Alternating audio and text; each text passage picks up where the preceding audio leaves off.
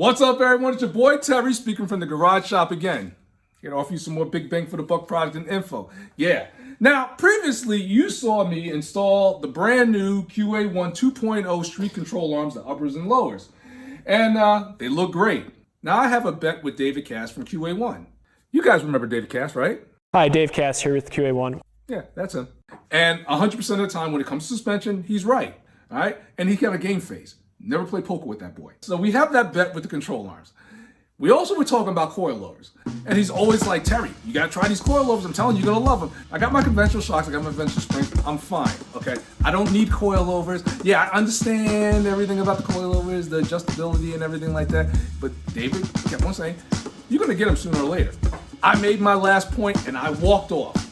And normally he says something that has me turn back around and continue the argument, but he kept quiet. So I got about 4 steps away, 5 steps away, 6 steps away, and I'm thinking to myself, I got him. That's right, I won this. That's right, who's the man?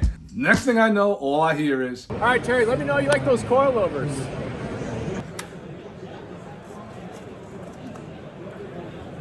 he got me. He saw it in my eyes. Ladies and gentlemen, the eyes are the window to the soul. Even though my mouth was saying, yeah, I'm gonna stick with conventional, but he knew, he saw that I was gonna go coilovers. He knew I wanted them. So along with driving that QA1 out old 442, what could I do? I had to do it. Yeah, I picked up a set. And you know, I'm probably like most of you guys that want to try coilovers, but you're probably saying to yourself, you know, how much of a difference could it make? You know, I already got a set of springs, conventional springs and shocks. I'm gonna stick with that. It can't make that much of a difference. Yeah, see, that's what I used to think up until I drove that 442 and I was like, holy, that was a nice riding car. And you know, there are advantages of having a coilover setup over a conventional shock coil setup. And you know, we're gonna go over real quick. But first, let's go over all the parts that we got here on the table. All right. So QA1, you got your spring. All right. So this is rated at 450. So what you might want to do, you might want to contact QA1 to find out what spring they recommend for your ride, because each ride is different depending on how heavy the car is. If you got a supercharger, if you got, you know, a regular LS or either a big block, so the spring rate will change. So definitely check out QA1, talk to them, you know, call tech support, and they'll steer you in the right direction. This is the shock itself. All right. Now, this is a single adjustable. All right. Single adjustable is great for the street. It's very good for the street. This is what most people need, all right? Where, you know, like you can dial it in and you're set. But they do make a double adjustable for that guy that's gotta get up under the car. If you're doing some serious hardcore autocrossing where you're like, this is my only car that I'm using for autocross. It's the only autocross car I'm not using on it. It's a strictly track car. You may want to consider getting yourself a double. Not that the singles wouldn't work. The singles will work just as well in every application as a double.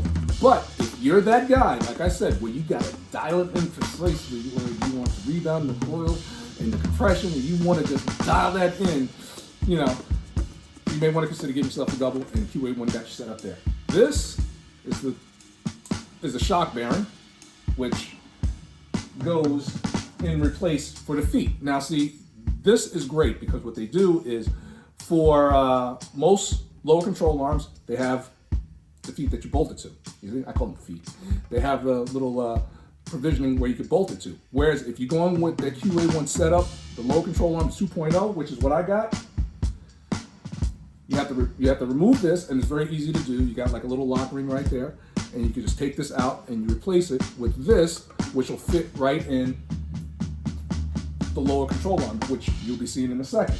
All right. Now, if you're doing coilovers, I highly recommend you get these bearings, these washers with the thrust bearings. You see that? That's little rollers.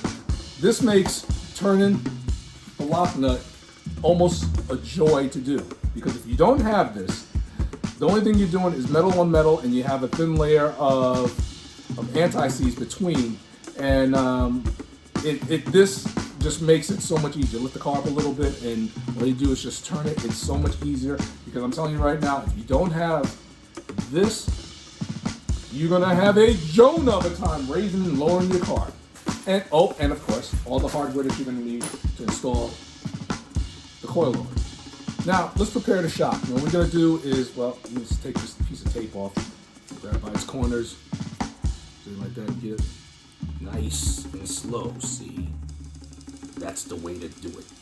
Nice and slow. Ah. All right.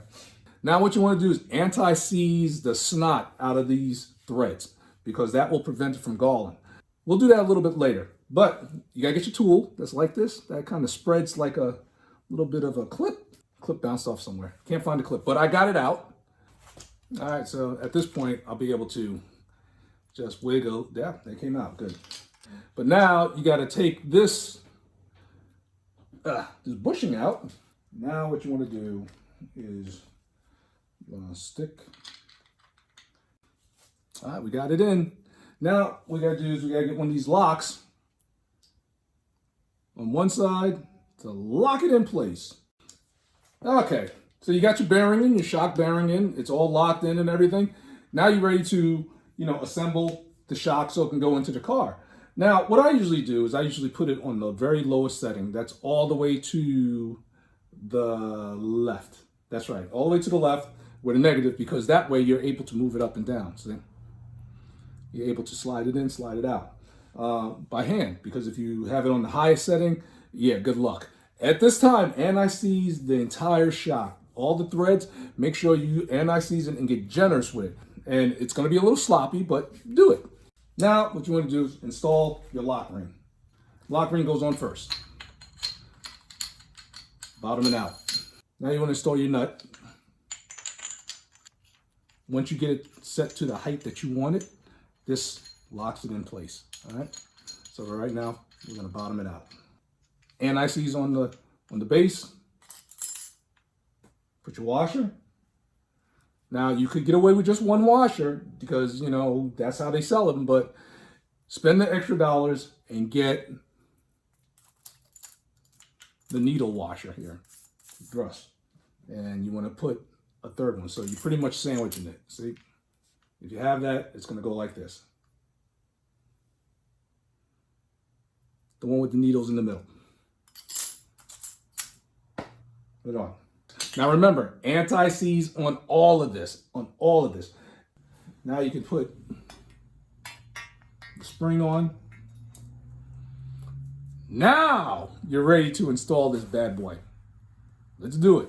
The hardware that they give you, you have a seat, and then you have, that goes in like this. Yes. This side, because you have a smaller side, which is going to go in the hole on top of the frame. So you have that like that, and you just slide it on up in there. All right, so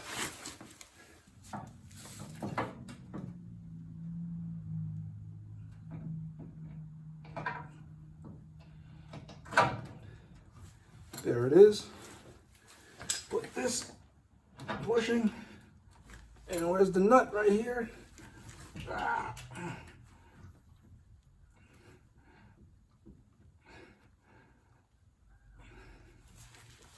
And it's in.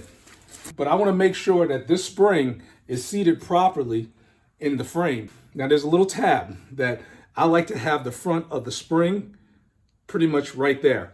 And so I'm going to have to get some light up in there to make sure I can see it and take it from there. Excuse me. All right, so now I found that sweet spot where the top of the spring will hit that little tab. So, you see that? So that's where I want it to be, right there, because the other one's on that side too. That's just how I do things. But now I got it in there and I got plenty of space, plenty of room. So if you remember with the QA1 new 2.0 control arm, you no longer have the feet, you have the spherical bearing that now you got this bolt right here and it attaches to that. So let's do that. So I'm going to keep my adjustability knob, I'm going to keep it facing the wheel, because now what's going to happen is whenever I want to make an adjustment, instead of getting up under the car, I'll just cut the wheel either in or out, and it'll be sitting right there and I can just make my adjustments. And it looks like it has a little slit there, so if you can't reach it, you can get in there with a screwdriver. Really cool.